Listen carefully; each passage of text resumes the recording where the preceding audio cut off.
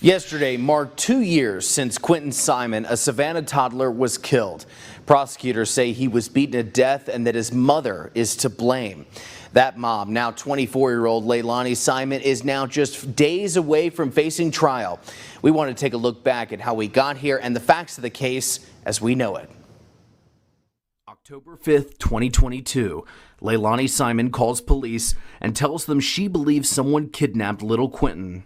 He's unable to open a door, saying someone came in and took him. The search intensifies nearly immediately. Law enforcement bring in dogs, horses, and helicopters to look for 20-month-old Quinton. The FBI joins the case just 3 hours in. The next day, I talked with Billy Joe and Thomas Howell, Leilani's parents and Quinton's grandparents. I don't know what to believe because I don't think anybody ever believes that this is going to happen to them. I don't know if I can trust her or if I don't. I just know I'm hurting and I want this baby home. We want answers. We don't have answers. A week before the boy went missing, Leilani had lost custody of Quinton to her mom, Billy Joe. 7 days after the search began, Chatham County Police told the public that Quinton was likely dead and that his mother, Leilani, was the prime suspect. Shortly after, investigators began focusing on a landfill. We did not want to end up at this point, but the evidence has taken us here. We are not just randomly searching this landfill. We have evidence, specific evidence that leads us to this large property. The FBI set up what they call a search deck, bringing in loads of trash for experts to then sort through, piece by piece. Just hours after those searchers wrapped up their first day, Leilani and Billy Joe were spotted at a Tybee Island bar taking shots. While the search continued, several protesters were arrested for disturbing neighbors around the Buckholter Road home where Quinton was last seen. After responding to the home 50 times in less than a month, CCPD began enforcing a no-loitering ordinance. On Friday, our search teams at the Waste Management landfill found what they believed were human remains. This afternoon, the FBI lab in Quantico, Virginia confirmed that they are, in fact, human remains.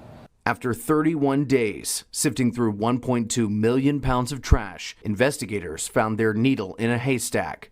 Police arrested Leilani right before Thanksgiving, 47 days after Quinton died. 3 weeks later, Leilani was indicted on 19 counts for the death of her own son. These men and women worked very long hours, turning shifts for 6 weeks straight, working tirelessly and would not quit until Quinton's body was found. Were it not for their tireless efforts, we would not have been able to take the first step on the long road to justice as we have today. And fast forward to present, where her trial is now set to begin this Wednesday. WJCL 22 News' Brooke Butler and I will be there every single day providing gavel-to-gavel coverage of the trial of Leilani Simon. And you can find all of our coverage of this years-long case on our website, WJCL.com. Hi, everybody. As you just heard, the trial finally starts today with jury selection in the Quinton Simon case. The full trial begins this Wednesday. Leilani Simon faces malice murder charges in the death of her 20-month-old son, Quinton Simon. For 2 years, we have all waited for this trial to begin and justice for little Quinton, who has so many of our hearts. I want to bring up a little unrelated kind of topic here, and maybe you'll understand why some of these cases affect me the way they do. This case in particular, Quinton Simon, really affected me. We all have that one case, you know. We all agree that if an adult places or leaves a child in harm's way, knowing that it's dangerous or potentially dangerous to do so, they should be held accountable if something happens to that child, correct?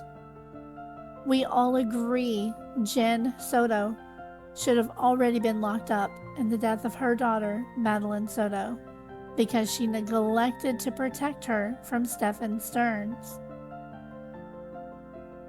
Then tell me why so many supported and still support Billy Joe Howell Betterton in the Quinton Simon case, his grandmother. She absolutely knew that Leilani was still testing positive for drugs and was not supposed to be left alone with the children, yet she did it anyway, and she left the state to go to work.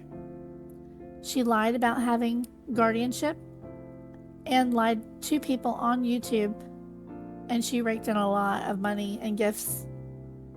Fingers were pointed at the caring, loving babysitter Diana and the boyfriend, knowing that they were innocent.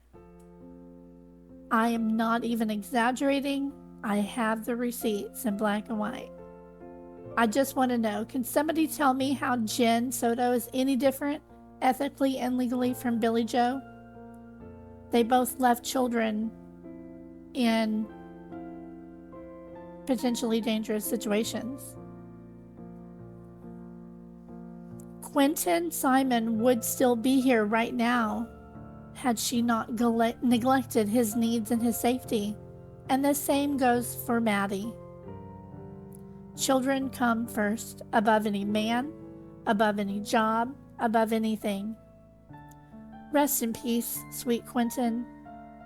Today I am thinking about those who loved Quinton, especially his father Bubba, who lost his little boy and both of his parents in that same month. I hope he's doing okay. So here comes justice for Quinton. It begins today and officially begins. Once they get the jury seated, it'll all start on Wednesday. So thank you for respecting my opinion on this. It is just my opinion. We are all entitled to that. You guys have a wonderful day and be thinking of Quinton and his loved ones today. Thank you.